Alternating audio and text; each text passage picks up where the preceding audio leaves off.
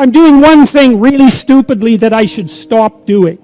It's like, how long is it going to take you to figure out what that is? It's about 2 seconds, right? You've known it forever. And you could even make it less demanding. You could say, there are some stupid things that I'm doing that I know are stupid and wrong, that I could stop doing, that I would stop doing. And then you can just start with that. And you can just do that. And maybe it's just a little thing, although it's not, because it's a step forward on the proper voyage. It's not a small thing. And you think, well, what would happen? You could say, let's do this for a year or even a month. Just try not to do things you know to be stupid and wrong for a month. And that means not to say things you know to be stupid and wrong as well. Maybe that's the most important thing. Just do it as an experiment. See what happens. And it's so fun because I have people writing to me from all over the world who are saying they're doing that. They're saying, well, I cleaned up my room and then I stopped saying stupid things and my God, it's like things are way better. It's like, who would have guessed it? And so it's low-hanging fruit, man. Because that's the other thing. If there's a lot of things wrong with you, then it's really easy to start fixing it, You got there's so much territory that you can inhabit.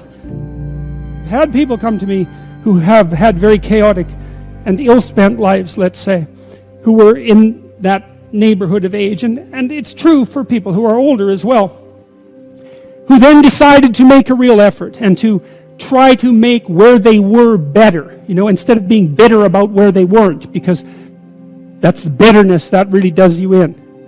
It's really not good. It's the opposite of gratitude. It's the manifestation of resentment. It makes you malevolent. It's very, very bad to be bitter.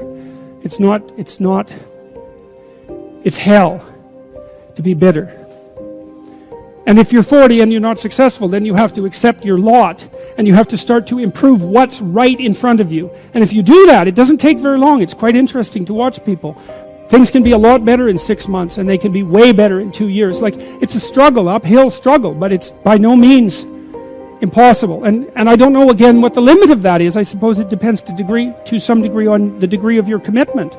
But anyway, so it's another indication of the real validity of this story. God isn't setting this up to be easy, right? Abraham's old, and his wife is old too, and more than that, she's barren. How is he going to be the father of nations? How is he going to be successful?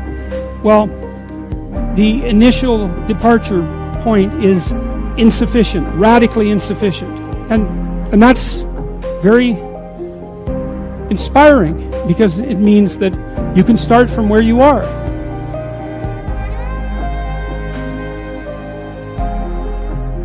Ask me what it's like to be on tour with you. I always say, well, he takes life seriously, and it's making me take life more seriously, and I think it's making these people take life more seriously. Do you remember the moment that happened? Yes. Can you tell me that moment? Yes, I can. Yeah.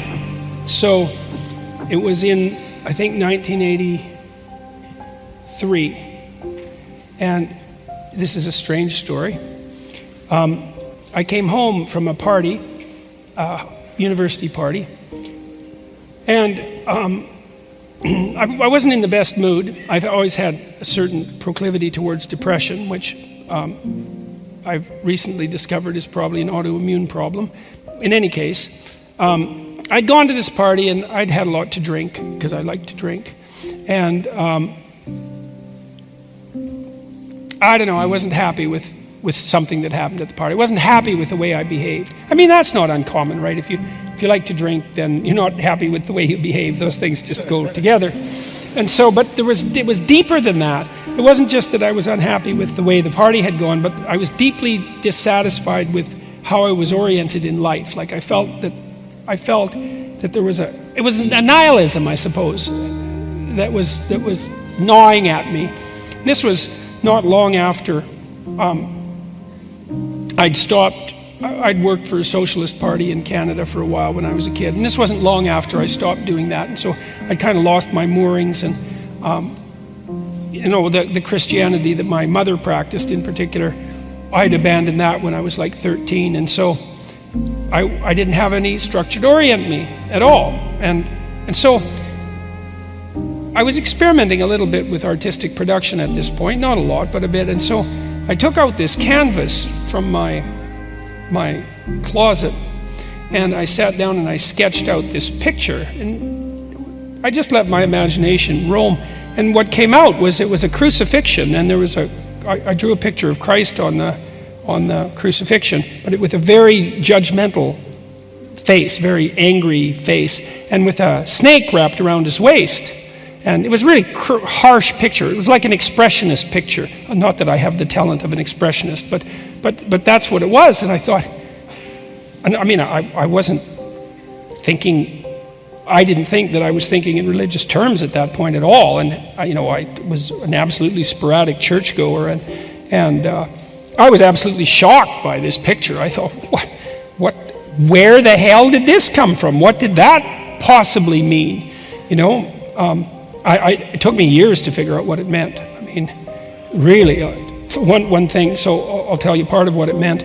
So, Carl Jung said something very interesting about the structure of the New Testament. He said that the gospel Christ is fundamentally, although not entirely, fundamentally a figure of compassion. But the ideal is not only compassion. The ideal is also a judge, because an ideal is a judge. Let's say you have an ideal. Well, it's a judge because you don't live up to it. And so your ideal is always looking at you like you're not what you should be. And the higher the ideal, the more judgmental the judge. Well, that's why he thought the book of Revelation, first of all, emerged as an unconscious revelation, because Christ comes back at the end of time, so the story goes, as the ultimate judge. And virtually no one is judged acceptable. Well, why? Well, because by the highest possible, speaking psychologically, even biologically for that matter, the idea of Christ is the instantiation of the ideal as such. That's what it is. Now, it might be more than that, but that's what it is. It's whatever a human being would be if a human being was perfect. And it's an effort of our collective imagination to represent that symbolically, which we do with cathedrals, for example, when we paint the image of Christ against the dome that represents eternity itself. That's the ideal. Now you might say, well, I don't believe in the ideal. It's like, you're missing the point.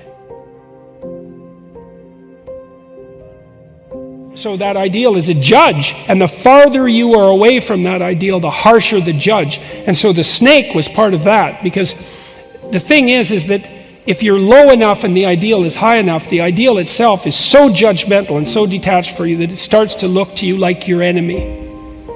And so that was the painting. And it was like, and I was asking a question, that was the thing, I was asking a question. I was asking, like, what would I have to do to set this, what would I have to do to set the situation that I'm in right? And so then I drew this picture, and the picture had the answer. I mean, artistic production always has the answer. That's where the answers come from, and so that was a manifestation of imagination. It was part of me attempting in its symbolic mode of personified thinking to deliver a message. And so I swore that night that I was going to do whatever it took to set myself right, period, whatever. And I was dead serious about that. And so that was the moment.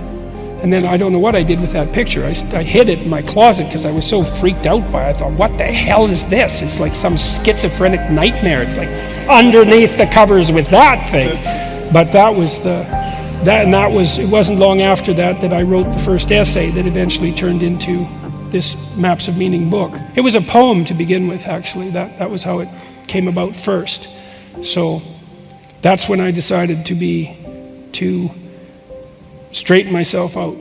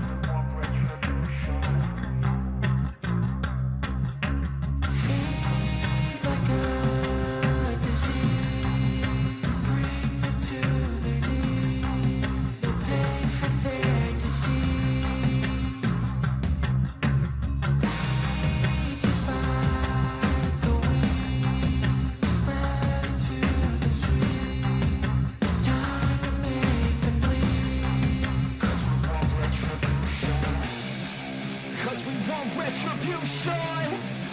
Oh yeah, we want retribution. Oh yeah, we want retribution.